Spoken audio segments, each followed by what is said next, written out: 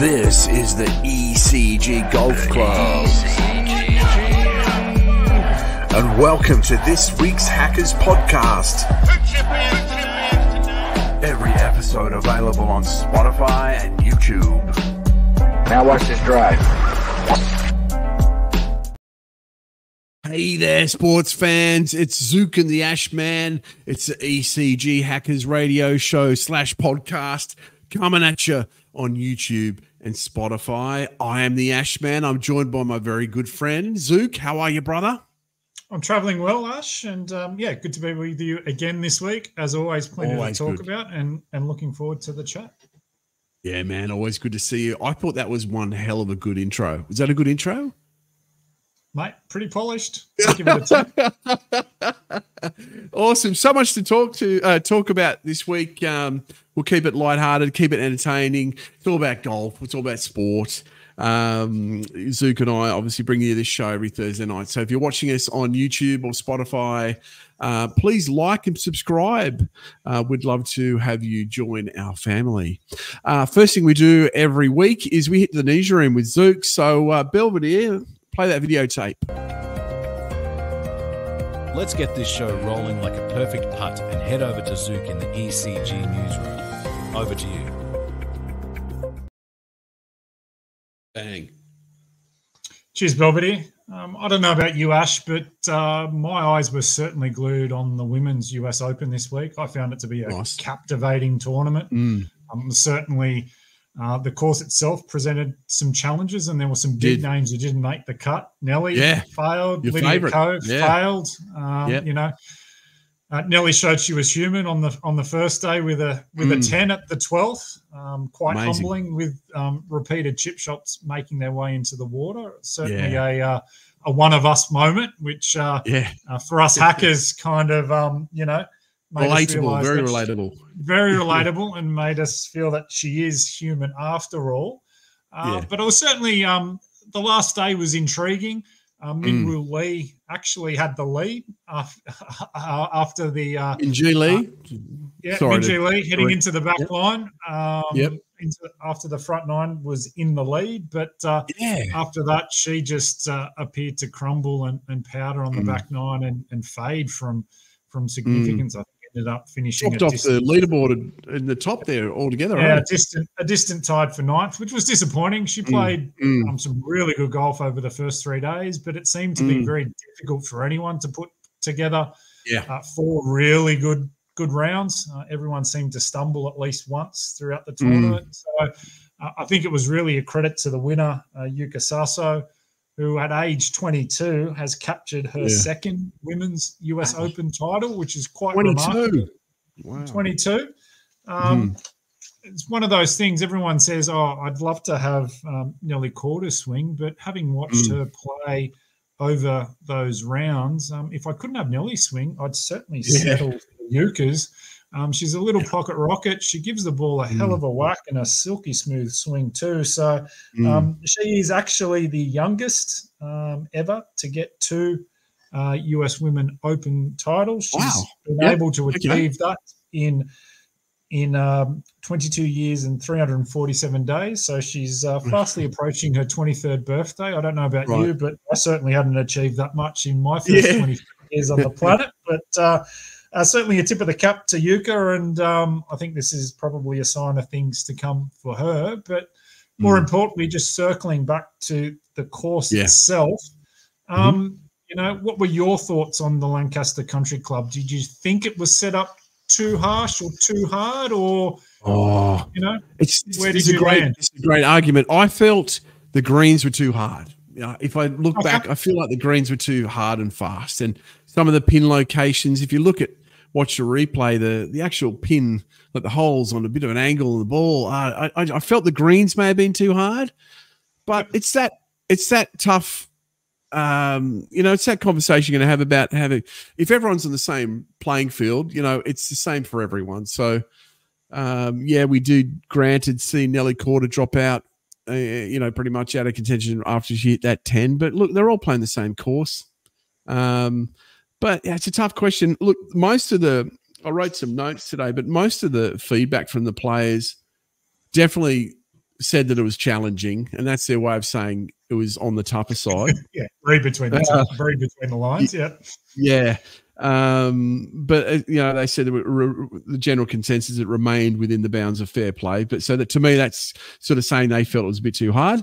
Moving the tee on the 16th par 4, great idea. We'll touch on that later on. We won't go into too much of that right now. Look, it was definitely undeniably tough, but it did live up to the US Open's reputation. I think when it comes down to it, you want that US Open to be the tough one, in my opinion. Yeah, you do, but look, the one stat that grabbed my attention, and maybe if we are on the spectrum, it perhaps was on the. Please hit me with some stats. Yeah, the two final groups. So the top 4 in the leaderboard going into the final round, they shot a combined 22 over par on the last day. You're kidding me. So is that a combination of the greens were very dry? They looked like pool tables. They looked flat, dry, pool table carpet, and I think some of the course itself we know is tough. The greens are like upside down dinner plates, some of them, and if you don't get it right, they were rolling off. I thought it was a bit disheartening, to be honest with you. Yeah. But look, it is the jewel in the crown. It is the pinnacle for women's golf. So I'd be disappointed if it wasn't a challenge. So on that side of things, I guess overall I was happy, and certainly I think you could demonstrate over the course of the 4 days that she was a worthy winner. So particularly to shoot what she did on the final day, I think she shot a 66 or something like that. So she clearly, was head and shoulders above everyone on the last day. Hey, what about the smiling assassin there, Shibono? Yeah, her character. I liked her attitude, man. Yeah, no, she was a good interview, and I think if I recall, if I've got the right person, she was the one that was saying that she was staying in a haunted house or something like that with a friendly ghost over the course of the weekend. So, certainly a lot of personality, and certainly someone that. Actually, no, that was Weichai. Okay, I'm getting my wires crossed. Apologies. Yeah, there. Shibono's I think she's Japanese and was a lot of smiles, really quite pleasant. She'd be lovely to play with, I reckon. But anyway, cool. I digress. Moving over to the men's, it was the Canadian Open, and this saw a first-time winner on the PGA Tour in Robert McIntyre taking the Canadian National Tournament. He's been a winner on the DP World Tour before, but this is his first win on the PGA Tour. I honestly, personally, with my focus on the US Open, didn't watch too much of this tournament, but the main takeaway here was really around the value of caddies. McIntyre had his dad on the bag after his traditional and usual caddy wasn't available. And then, as you would have seen, the unfortunate instance in which Mike Fluff Cowan took a bit of a tumble and was hurt. And so CT Pan basically grabbed someone from the crowd to carry his bag for a few holes before an official from the actual course came out and took over caddying duties. So, and both of those, obviously, particularly Robert, went on to shoot, the winning score without having a professional caddy there. I know you're a big fan of caddies, but, are they as important as it's made out to be, or is it really who strikes the ball is the one that determines the outcome? No, don't underestimate the power of a caddy. That combination of golfer and caddy, it's more than just picking a club. It's about having the hole planned out, the grips dry, handing the putter the moment they hit the ball on the green. It's that synergy together that makes the golfer better. So yes, someone can step in and be a caddy and carry someone's bags. And, CT Pan would have adjusted his mindset knowing that he didn't have someone to rely on so much. But, that guy could step into it, yes, but to do it properly and to really serve that golfer, it's more than just yardage. It's about mentoring. It's about motivation, it's the 6 inches support. Between the ears exactly. As well. Yeah, and that's why I think when you watch the great caddies, just try and watch it next time. The moment a golfer hits a ball onto the green, the putter is ready. So the first thing that guy's going to get is a putter. And that is like a little positive reinforcement that guy can do for his golf. It's like, bang, you're on the dance floor, man. Get up there and here's your putter. This is all you need. So I think it's a lot of those things that are unseen or that you don't realize that really can help lift that golfer. So I'm glad you asked me that, because I knew you were going to mention that guy. It was great to see that guy walk on and put the bib on and have a crack. Yeah. But yeah, look, I knew if that was me, I would love to, but I know the importance of it. It's more than just handing the club. But that's my take on it, man. What do you think? Oh, look, I think I think if there's anything, it's really just that psychological piece in terms of, right. Obviously, you can get in the wrong headspace, and I think that's where it's most valuable in terms of that, having that other person there to bring you around and get you out of that mental, out of those mental clouds. But just circling back to the whole immediate handing the putter, that's one thing I would find frustrating. It's just, dude, I've got a 150 yard walk. You can carry the putter until you get to the green. But, that's right. Yeah. But anyway, and just finally, I guess probably some disturbing news from the Australian golf scene. And there was an article that was published by the Sydney Morning Herald, authored by Adam Pengelly, just around the current status of the Australian Open. It's certainly something that I've been trying to check, just to acquire tickets as and when the Australian Open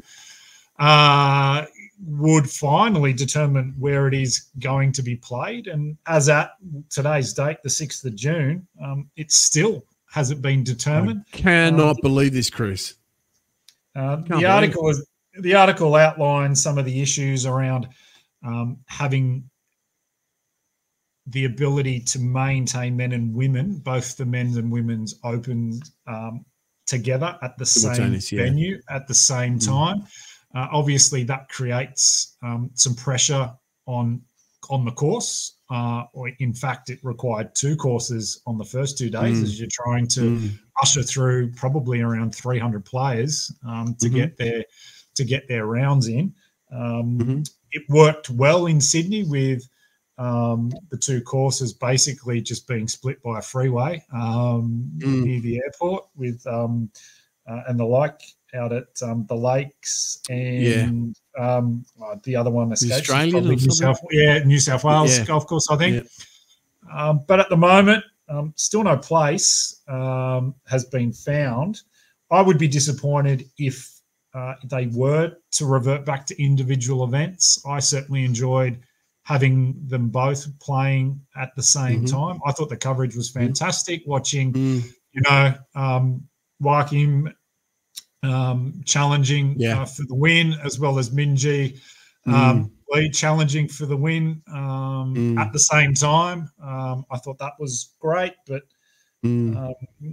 golfers have diaries, and if you're asking them to commit, in November or December, when it's likely to be their holiday time, you hope they don't book holidays before this date gets announced.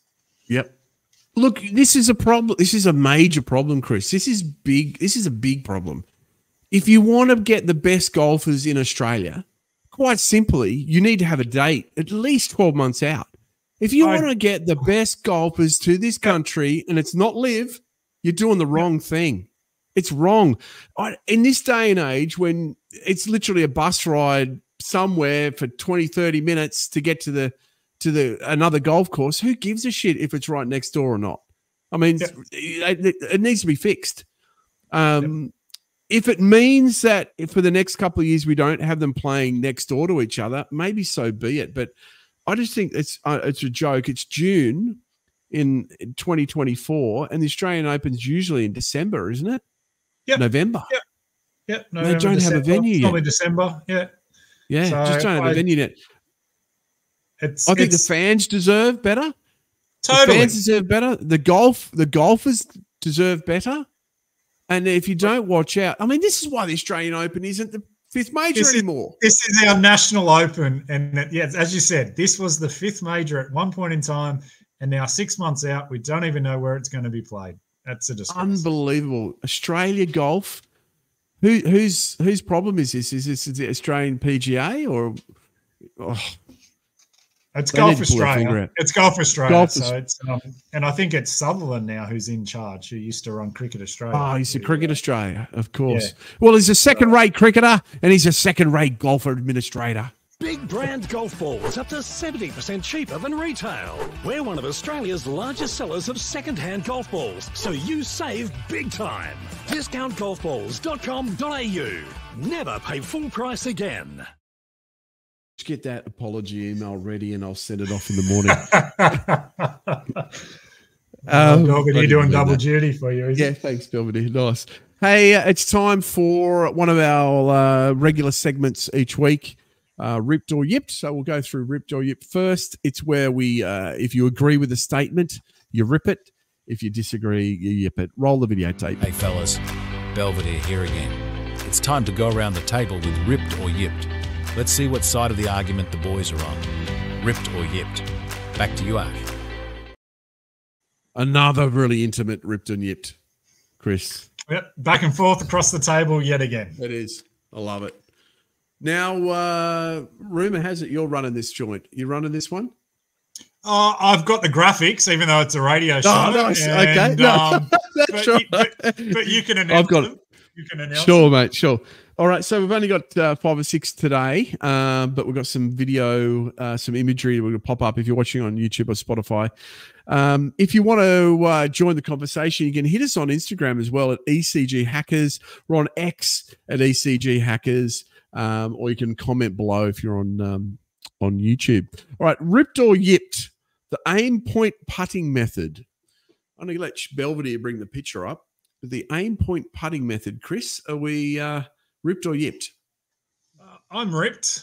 I've tried to use it with some success. I think if, looking at the image on screen, one of the people that springs to mind is Adam Scott, is certainly a proponent of the method. The method kind of works on the basis of you understanding the degree of slope within on the green, and depending on the degree of slope and your distance leads to the number of fingers that you hold up. You place those fingers next to the hole, and then the outermost knuckle away from the hole is basically your aim point, as the method suggests. And then it's up to you to moderate your speed, and there's a few things around the speed as well, but fundamentally that's what it's about.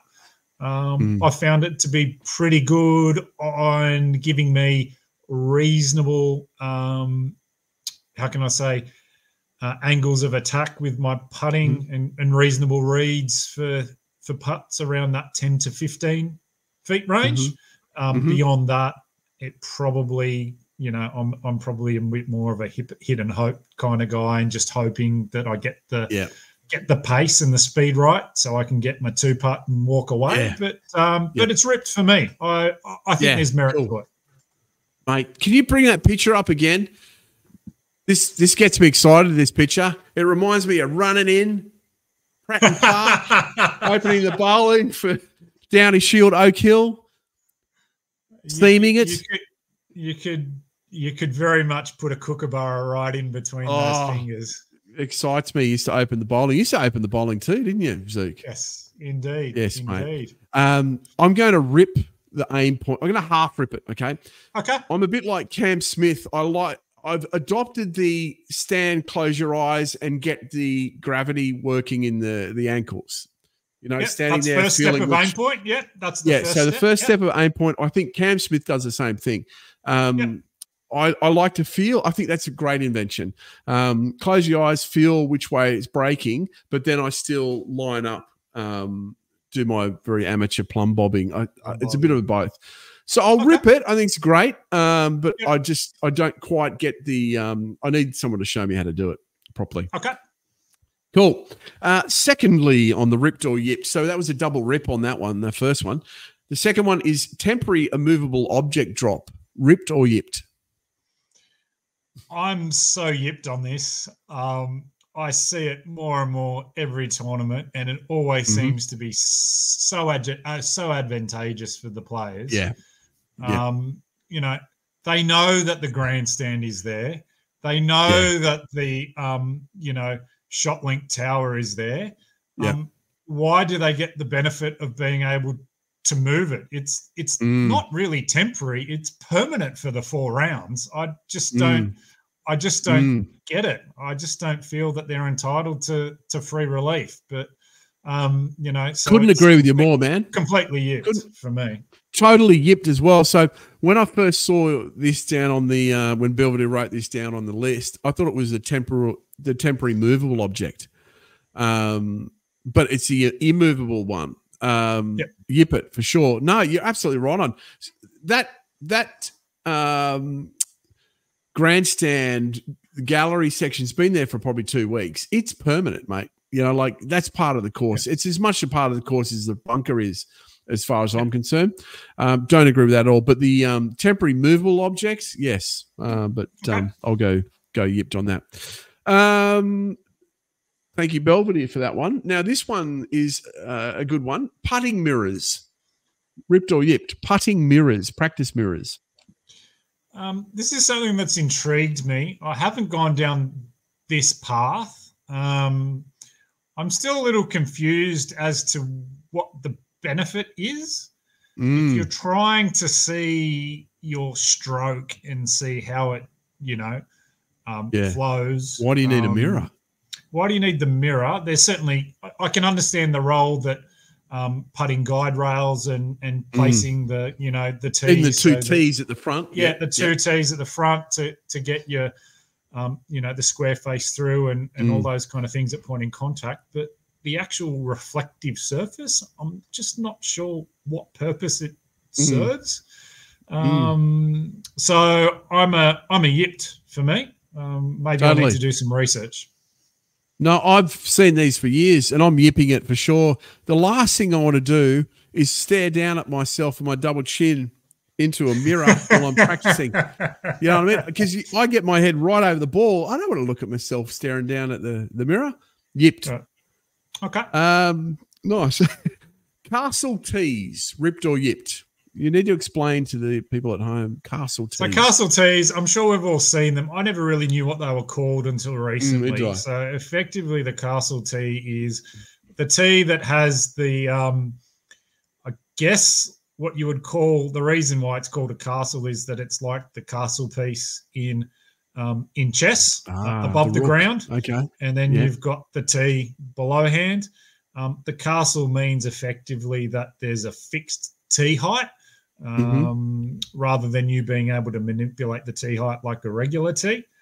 I can certainly see benefit there, but my only thing is generally they're cheap and cheerful and not necessarily the greatest quality. And I don't know, a lot of the technologies around how the ball sits on the top of the tee and how, you know, the tee itself doesn't impact the ball at point of impact. I'm not too sure how good these are at that. But there is some merit about having the fixed height. I can certainly see how that would be helpful for players commencing golf. And so there's some consistency there. But for me, I'm yipping them. I think I'll stick to my own placement in terms of tee height. Mate, I'm ripping these. Okay. I was going to duck over there and grab the ones I use. I tee my ball up with the driver really high, and it's almost maximum 4-inch. So it's about 3.8 inches. I tee it up really high. And the only way I can get the consistency is one of those, but I use a different brand one. Rip it all day. And you know what I found out the other day? In the golf rules, you know those rubber tees you get at the driving range, that sit underneath the mat and they poke through the rubber tees. Yep. I was looking, can you use them on the golf course? Because I'm just thinking, you know, can you use them? And yes, you can. As long as your tee doesn't exceed 4 inches, you can use anything that sits the ball up under 4 inches. Okay, so you could go old school rugby. You could go old school rugby league style. Get some sand, make a mound. Yes, place it there. Actually, I've seen Laura Davies do that. She used to get a club and bang it into the ground and make a kicking tee out of it. Okay, wow. Yeah, interesting. But then, technically, is that over 4 inches? Yeah. Anyway, so that was you were yipped on that. I was ripped on the castle tees. Making a par 4 drivable in the last round of a tournament, ripped or yipped? Yeah, I guess this has come up a few times recently. Image. This is from the recent US Women's Open, obviously last weekend, where it was for the first 3 rounds, the 16th hole was 342 yards, not drivable. And then on the last round, I moved to 239 yards, and all of a sudden it was drivable. Similarly, there was hole placements at the PGA where our friend Alejandro Tosti was the only one that took it on and succeeded with the eagle. So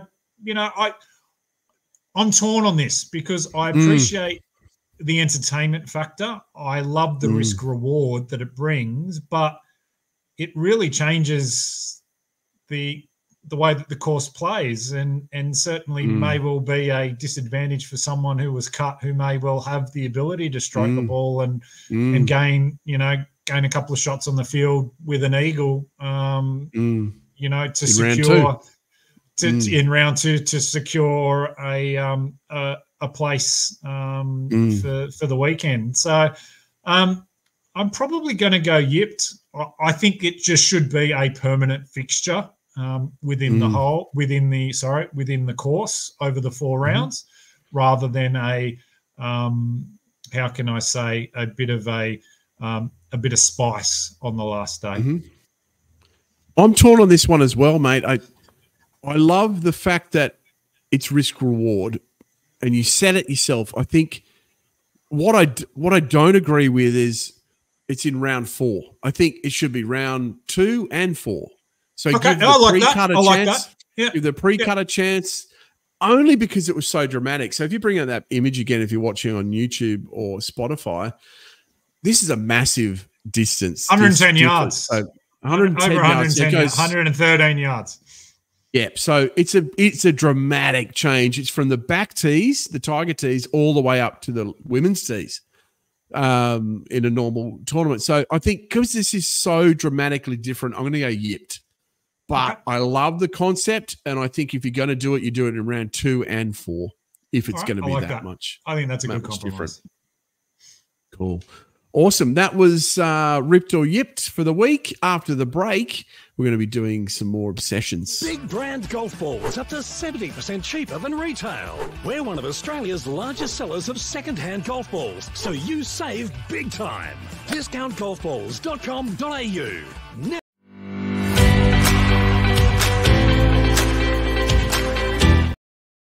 oh, it's that time of the week, that time of the show. We talk about something we're obsessed about in the world of golf, or something that grabs our attention so much and it twists it into an obsession.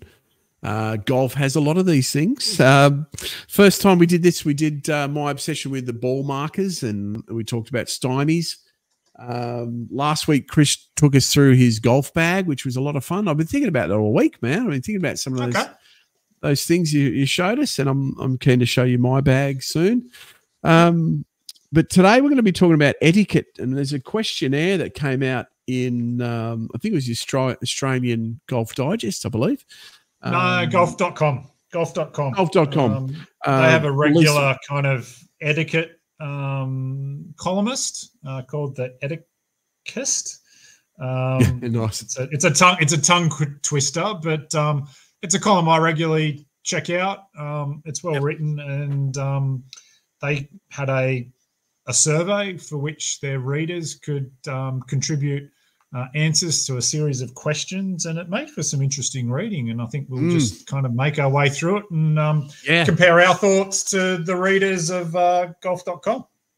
Yeah, I thought this was awesome, really awesome. So hopefully if you're listening, you agree, but we'll just go through each question. So the first one, and you go first answering it, and then I'll give you my 20 cents worth. But the etiquette questions were, you've been appointed the golf czar for the day. Which dress code would you ban first? No denim, no T-shirts, no backward caps, no cargo shorts, all of them or none of them. Chris, which one would you abandon? Given my present state, the no backward caps will stay for sure. But I'm a no denim guy. I think a T-shirt you can probably go with. Cargo shorts, okay. Hat backwards, not the end of the world. I think denim just doesn't really have any place on the golf course, and maybe that's something that should go on the manifesto. I really object to denim on the course. That's my one. Cool. I actually went. Which of these dress codes would you ban first? None of them. I think you're happy with all of them. Yeah. I'm happy with them. You know, I don't want to see denim. T-shirts, no, because if you start doing that, it ends up looking like putt-putt golf. You know, we've got to preserve a little bit of the etiquette there. So I would say keep them all in there. I would clearly – fair enough. But the backward caps, that's the one I don't get, that one. But, you know. There we go. I'll turn it around. I'll turn it around for the rest of the episode. When playing this is a cracker of a question, and turn your cap back, please. Don't do that. Don't bow down to my bullshit. When playing as a guest at a private club, this is so good. You should always offer to cover all costs, including lunch, when you're playing as a guest, or offer to cover only your host's caddy fee and your guest's fee. Do you offer to cover only your host's caddy fee? Or do you enjoy the day as a guest without worrying about fees? What did you think? I think it's just maybe it's the Italian and the hospitality in me. I think I'd be offering to cover all costs in terms of generally, you know, private club, it's pretty exclusive. It's going to be pretty pricey to get on. Surely I can cover the cost of a club sandwich and a tip to a caddy. Not that we have caddies here in Australia, but you know, those kind of things. I think it would only be the right thing to do. So I'd probably look to offer to cover those incidentals throughout the day. I think that's the easiest way to do it. I would too. I'd probably say, hey, I'll pay our green fees and I'll grab lunch, because no doubt it's a private course and it's probably worth $150. But I was surprised that 30%. 30% were like, no, it's just enjoy the day without worrying about anything. So that was interesting. Yeah, it was. All right, next one. A reasonable pace for a foursome playing 18 holes is 3.5 to 4 hours, 4 to 4.5 hours, 3 to 3.5 hours, or 4.5 to 5 hours. Sorry about all those numbers. But what's a reasonable pace for a foursome playing 18 holes? Chris, what do you think? If it takes more than 4.5 hours, it feels long to me. So that's kind of where I kind of, you know, mentally budget how long a round will take. Anything longer than that, then I'm generally frustrated about the day's play. Yeah. So I'm in that 4 to 4.5 hour bracket is where I think. I think 4 to 4.5 hours. A 4-ball, it's 4 balls, you know, if we're in a cart, that's plenty of time. I'd love it to be 4. I'd love it to be in the 3.5 to 4. But realistically, if I get away with 4 and 4.5, that's a win. That's a win. That's a win for me. A 2-ball, we could do 2.5 to 3 hours easily without traffic ahead. If it was a 2-ball, without traffic, that's right. Now, 37.6% people agreed with you, Chris. So there you go. Yep. Do you consider yourself A, fast player, or B, a slow player, or C, somewhere in between?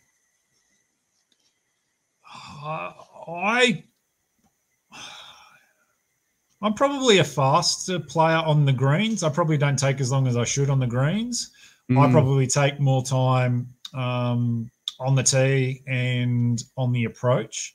So I'm probably going to give myself the somewhere in between, which is really sitting on the fence. But that's where I see myself in the middle. I see myself fast. I play a lot by myself though, so I can go around 18 holes in like 2.5 hours, 3 hours, Wow. easy. But that's by yourself. And I do get up early and go like tees. Yep. But I'd say fast player. And funny enough, 63% of people think they're a fast player. That's hilarious. That's hilarious, given, particularly in peak summertime and the amount of time that you're spending on the tee waiting. Interesting that 63% of respondents thought they were fast. Everyone thinks they're fast, basically. Yep. Now, if you think your opponent just cheated, the best response to that is, ask them if they are aware that they have just violated the rules, which would be, hey, mate, do you know you just cheated? Ask them if they're aware, or do you ignore it? Do you call them out immediately, or do you storm off the course and vow never play with them again? How would you approach that if you saw someone, Julius Marlowe, wedge that down out of the rough onto the fairway? Chris, what would you do? I'm in the ignore it category. There's nothing to gain by engaging.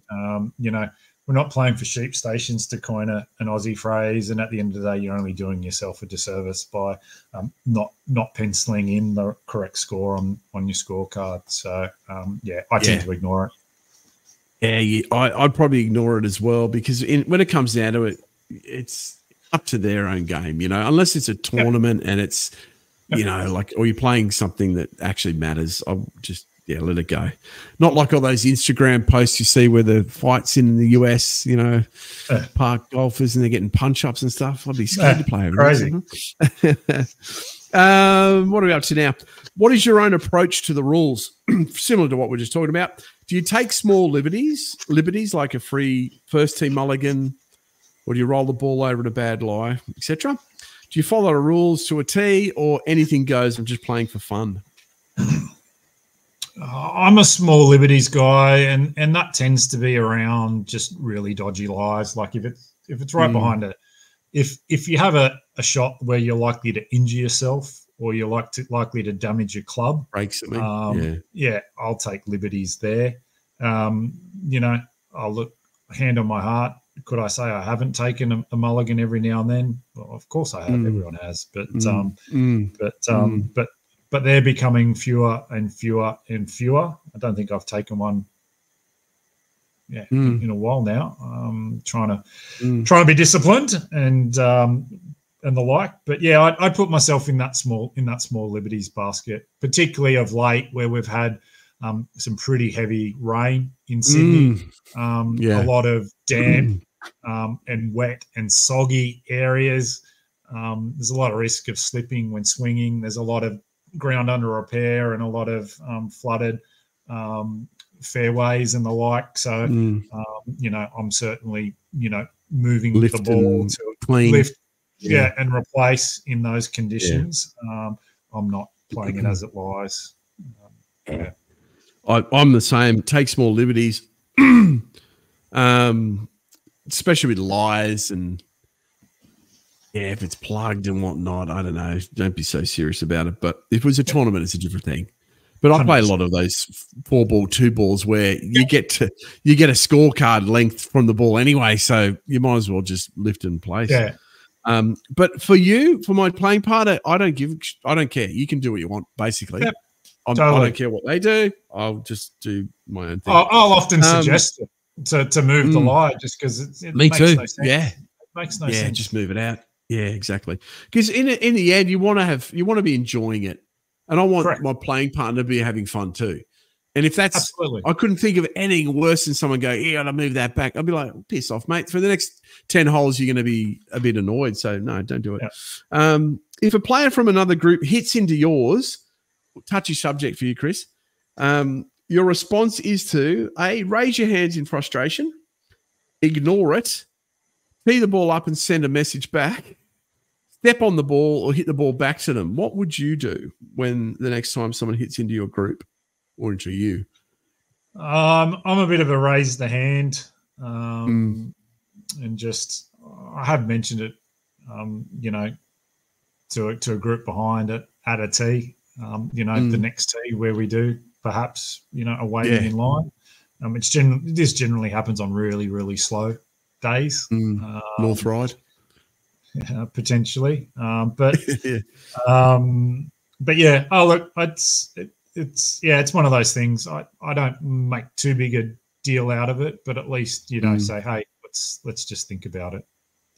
Yeah, 52% of people do the same thing. I think unless you get hurt, I just sort of go, you do the old hands up, give them what the hell's going on? What's going on? Yeah. If somebody hit the ball back to me, God, I'd be pissed off. If they teed it up and hit it back, I'm like, I'd actually have words then. Like, that's just ridiculous. I wouldn't hit it back. I'd kick it into the rough or something like that if I was going to move just a little nudge. Yeah. How often do you throw clubs in frustration? Never. Once in my life. I was so embarrassed I never did again. Once per round or multiple times per round.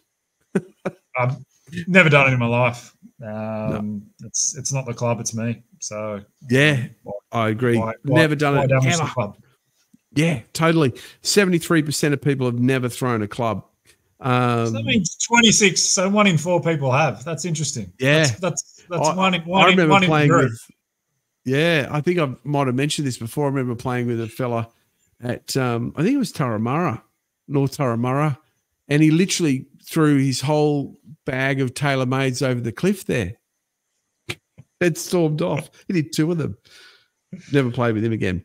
And he wasn't the best to do. What's that gun game where you shoot the paint pellets? Paintball. What do you call that? Paintball. Yeah, he was pretty hard to deal with there too. Last one. Which best describes your feelings about phone usage on the course? Emails and calls are fine. Just be discreet. Leave it in your bag. Golf is supposed to be an escape. Come on, it's 2024. You should be able to use your phone however you please. What are your thoughts there on the last one? I'm going to leave it in your bag. And that's part of the reason why I manually score my round as well with a pencil on a scorecard.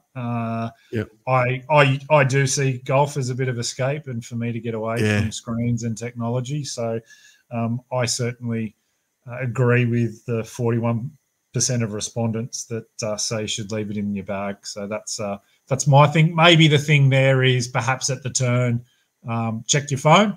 Yeah. When you're having your cold meat pie, have a look at your phone. Yeah, have a look at your phone. But beyond that, it's in the bag.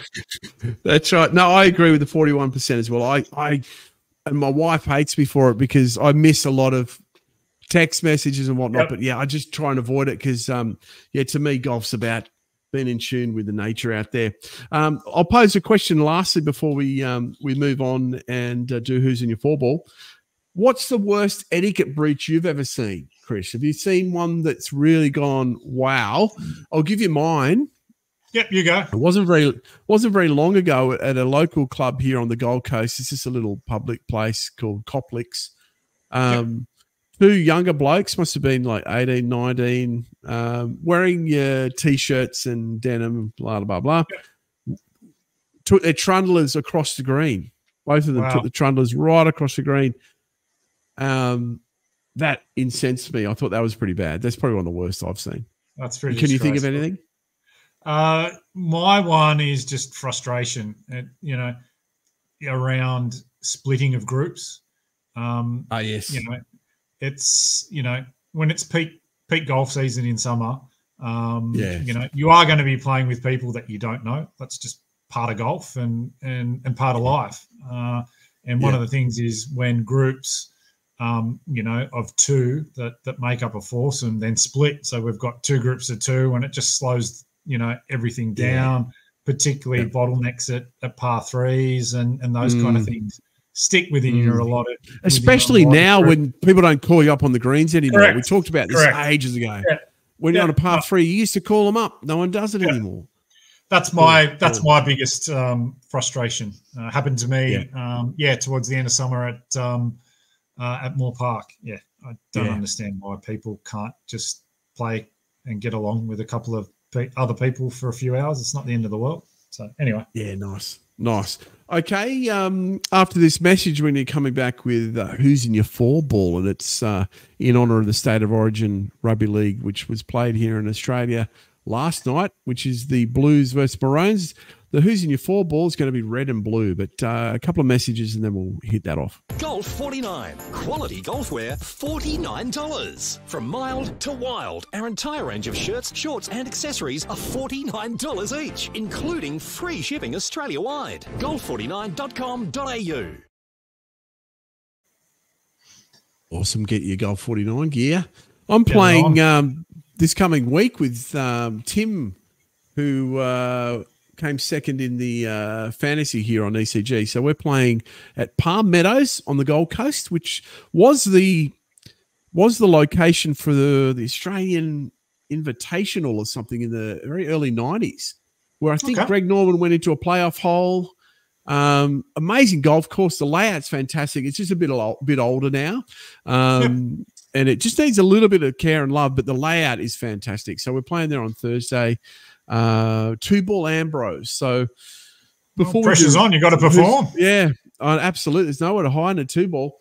Mate, I got to say, ever since I started Golf 24, the indoor golf, man, it has really ruined my driving. I tell you what, hitting inside, like I can go to the driving range and hit straight down the driving range, 200 meters on the fly, not draw, not slice or anything, and be pretty confident with it. And I'll get the dog out as much as I want, man. I get the dog out like it's a 3-wood now. But ever since I've been inside on the track, man, I'm duck hooking.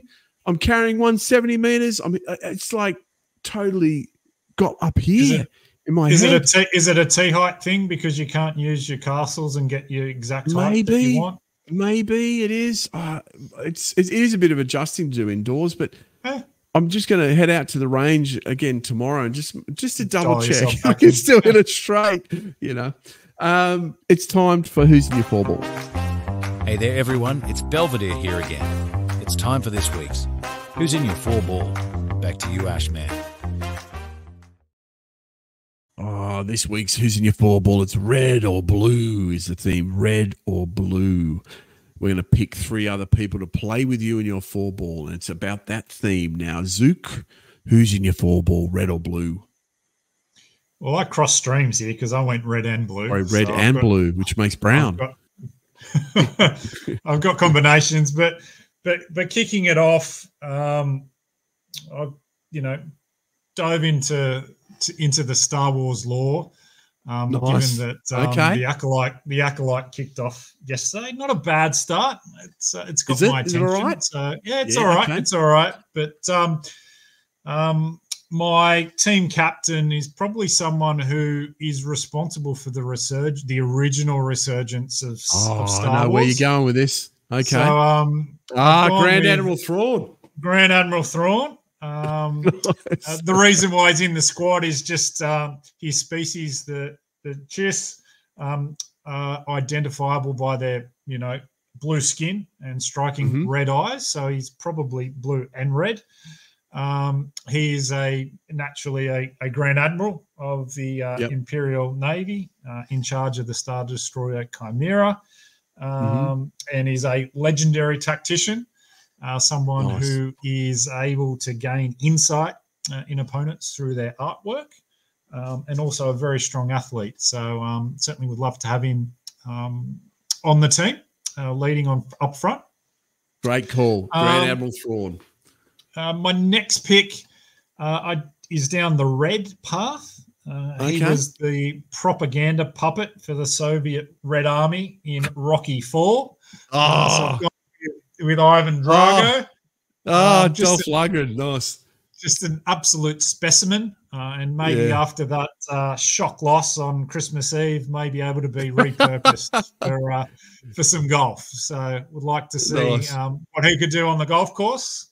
And then the next one is most famous for piloting the Red 5. And I'm not talking about Luke Skywalker. I'm talking about Nigel Mansell. He was, famous British F1 driver who went on to secure and win the F1 championship in 1992 for Williams. But one of the things that really amazed me, and something that I didn't recall, but then again, I was pretty young at the time, he is a very keen golfer. He's owned golf courses in his life. Right. But this was amazing. He actually competed in the 1988 Australian Open. So he's there. Yeah. In the golf?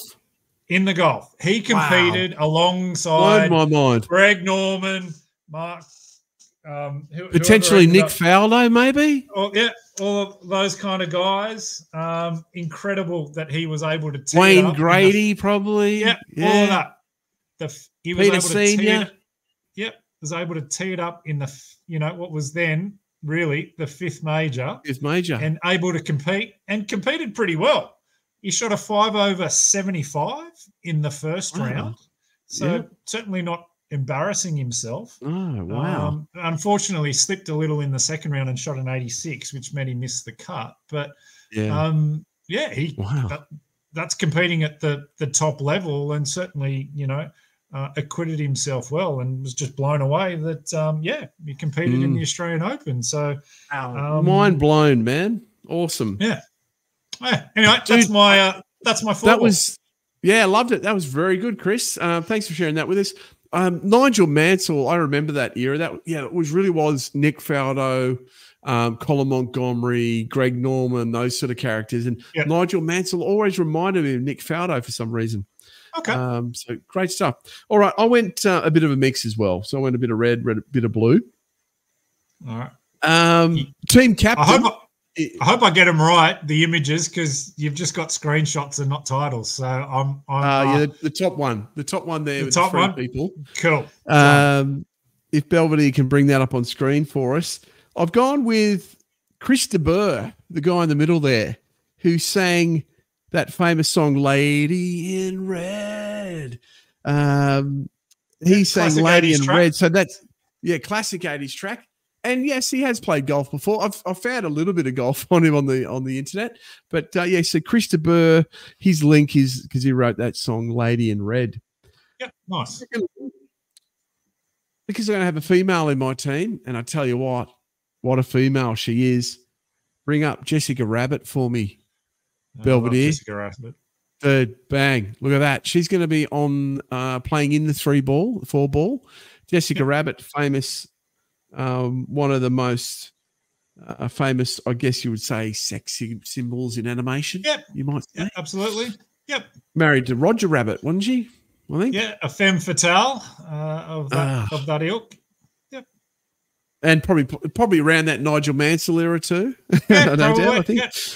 Cool. All right, I'm going to have my caddy, and then I'll hit you with my last player. So my caddy is a renowned artist who had a blue period from 1901 to 1904, which he painted only things in blue or blue-green. That's Pablo Picasso, who's going to be on the bag for me. What an artist. This guy's great choice. Pablo Picasso, thanks to his blue period. And bringing up the anchor of my team, old Blue Eyes, nice. Frank Sinatra. Love that. Look at that swing. He's got his nice finish. Persimmon wood. Nice finish what a finish.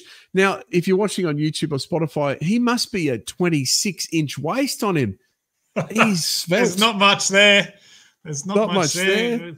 I think it was a pure liquid diet for old Blue Eyes at that period. I think so, before he headed to Las Vegas. But, so Blue Eyes, Frank Sinatra is going to be bringing up the anchor for my team. So Chris de Burgh, Jessica Rabbit, Pablo Picasso, and Frank Sinatra for who's in your 4-ball this week. Thanks, bro. All right, that's about it for the this week's show, episode 18. Zuuc, any parting comments? Anything you're doing this week that you want to share with us? No, it's a long weekend down here in New South Wales, trying to sort out some tee times. If not, I'll probably head out to Linwood and have an extended rain session and get some some time on the chipping area as well, and try and dial in some wedge play. So that'll be me. So yeah, nice. Have you got a chance to play at Riverside Oaks at all? It's out your way. No, haven't got out that way. Might have to investigate that. I'd like to come down and play around with you down there, man, because it's one of most favourite places to play golf. It'd be really good to do that. It was certainly the place to play whilst we were at Oak Hill around that era. Yeah, it was the place to play. Yeah, I even think they used to take the students out there to play sometimes. Ladies and gentlemen, boys and girls, this is Zuuc and the Ashman. This is the ECG Hackers radio show. We'll see you next Thursday, same time for episode 19. It's time to hit the 19th hole. This is the ECG Golf Club. And welcome to this week's Hackers Podcast.